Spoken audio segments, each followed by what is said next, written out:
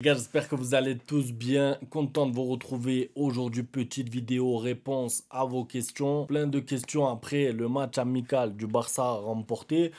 Des petits doutes aussi concernant la défense du Barça et c'est normal. On va revenir sur tout ça. Merci à tous les participants. Vous avez été nombreux. J'ai retenu 7, 8 questions histoire de pas trop m'attarder non plus. Allez, on commence. Combien de GA pour une saison meilleure que l'année passée pour LY10? LY10, j'aime bien. La mini Yamal 10, ça sonne bien, ça va. Alors, combien de GA? Bon, c'est toujours particulier ces histoires de statistiques parce que dans quel contexte est-ce qu'il va faire ses statistiques? Contre qui il va faire ses statistiques? Dans quel match? Est-ce que ce sera un match en jeu? Parce que de temps en temps, c'était un petit peu le cas avec Mbappé. Je ne mens pas, moi, je prends lui comme exemple par hasard.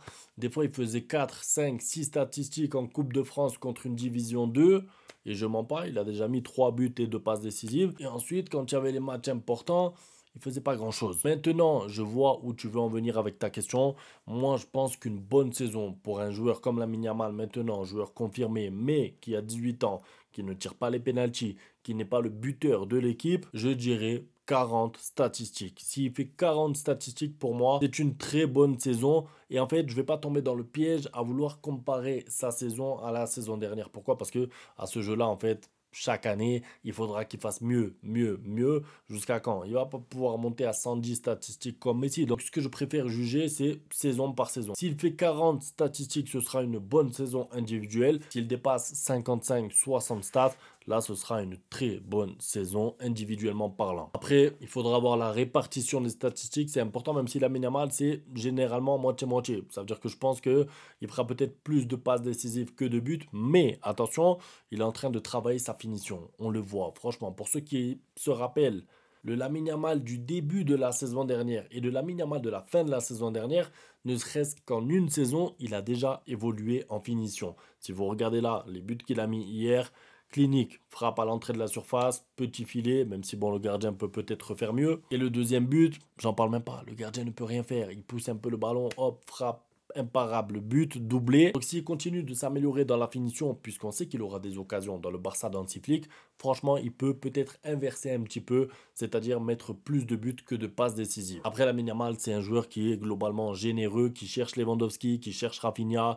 Il n'est pas là à vouloir marquer à tout prix, donc s'il fait 45 statistiques avec, je ne sais pas, 23 buts, 22 passes D, ce sera une très bonne saison pour lui. En tout cas, c'est mon avis. Ce que je veux dire, c'est qu'il ne faut pas s'attendre de Lamine Yamal qui fasse des saisons comme Messi avec 91 buts sur l'année civile, des Pichichi avec 50 buts. Christensen doit vraiment rester au club, au moins pour cette saison. Je suis d'accord et pas que pour cette saison. En fait, pour moi, Christensen, c'est le genre de joueur, comment vous dire, si vous le perdez, 3 mois après, quand on aura un blessé, un absent ou deux blessés, ça peut arriver, on va commencer à dire on a vendu Christensen, on a prêté Christensen, on l'a vendu, on s'est séparé de lui. C'est pas la bonne idée parce que Christensen est ce genre de joueur qui apporte un peu de sécurité derrière. Au-delà de son but, moi son but, je m'en fous un peu. C'est un amical, il tire de loin parce que c'est un amical. Il ne mettra pas beaucoup de buts comme ça dans la saison. Donc si je veux que Christensen reste dans l'équipe que j'aime, c'est pas pour ses buts. Évidemment, c'est parce qu'il apporte vraiment de la sérénité défensive.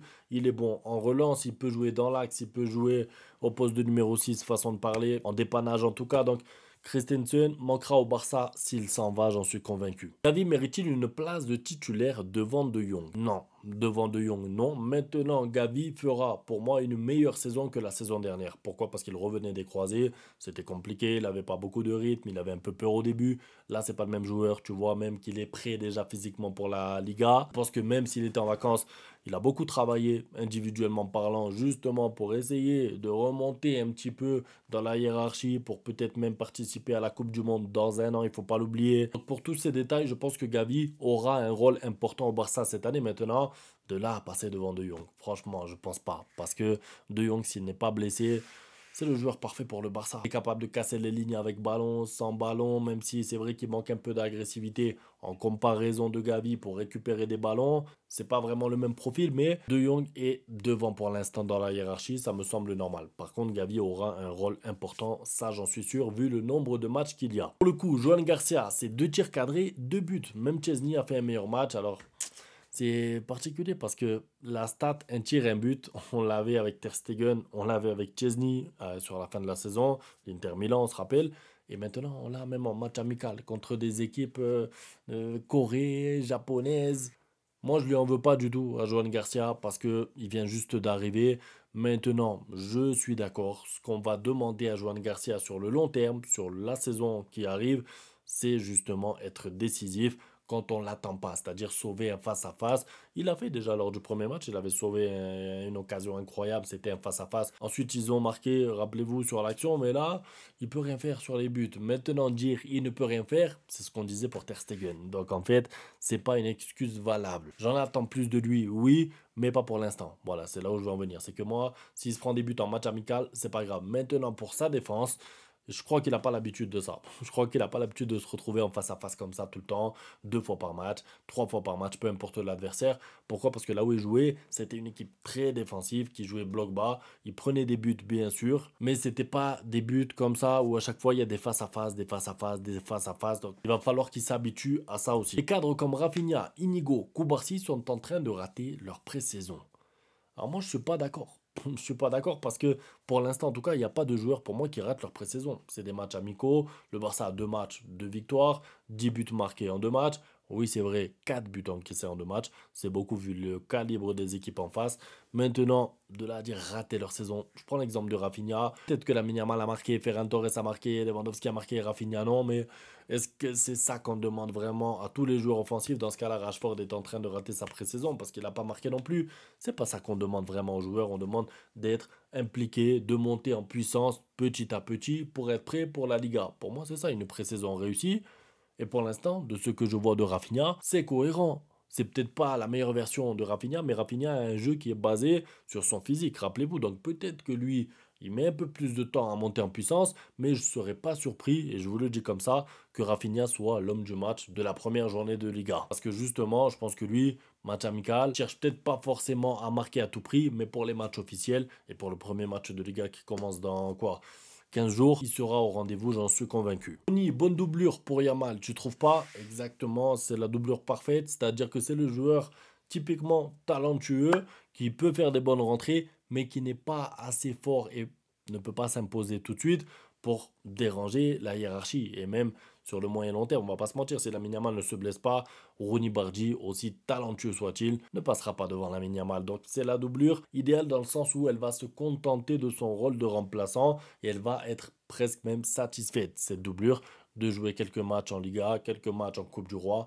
faire souffler Lamine Yamal, faire reposer un peu. Et c'est ça le rôle d'une doublure. Et quand on voit ce qu'il a coûté et ce qu'il peut apporter, c'est tout bénéf. Qu'est-ce qui arrive à Koubarsi?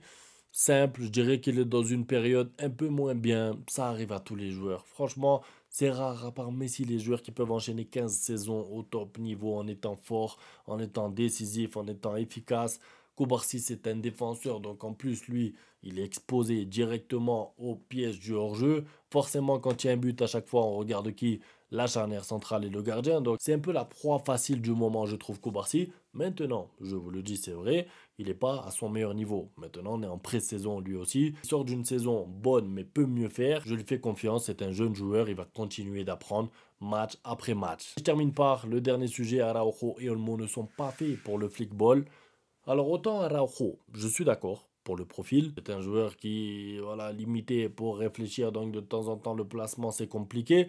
Par contre, Dani Olmo, moi, ça me surprend de le voir un peu, je ne vais pas dire emprunté, mais il galère. Il galère, Dani Olmo. Franchement, pour qu'il puisse être décisif dans ce Barça, c'est souvent forcé, alors que normalement, il a le talent pour s'imposer parce que c'est un Barça tourné vers l'avant. Il a des joueurs qui font des appels un peu partout. Rafinha en profondeur, Lewandowski devant lui, Lamine Yamal à droite. Il devrait limite prendre du plaisir et s'amuser. Là, c'est pas le cas. Tu as l'impression que il force un peu son jeu, il tire, il n'est pas en confiance, il tire à côté. La dernière fois, c'était pareil. Le premier match, il avait une occasion incroyable, il ne la met pas, donc il n'est pas efficace. Et en plus de ça, en termes de volume de jeu, sans ballon, il est moins impactant que Fermin Lopez. Donc attention à lui parce qu'il y aura une concurrence, que ce soit avec Rashford, avec tous les offensifs, avec Fermin Lopez. Je dis Rashford, pas parce que Rashford peut jouer 10, mais parce que Rafinha peut jouer à la place de Dani Olmo et du coup ça libérait une place pour Rashford à gauche. Donc attention. Maintenant, c'est quand même un bonheur d'avoir un joueur comme ça dans ton effectif, puisque que ce soit titulaire ou remplaçant, c'est le genre de joueur qui, sur une action, peut te changer le cours d'un match. C'est tout pour la vidéo, c'était pour répondre un peu à vos questions. Un grand merci à tous ceux qui ont participé. À demain pour la suite. Ciao.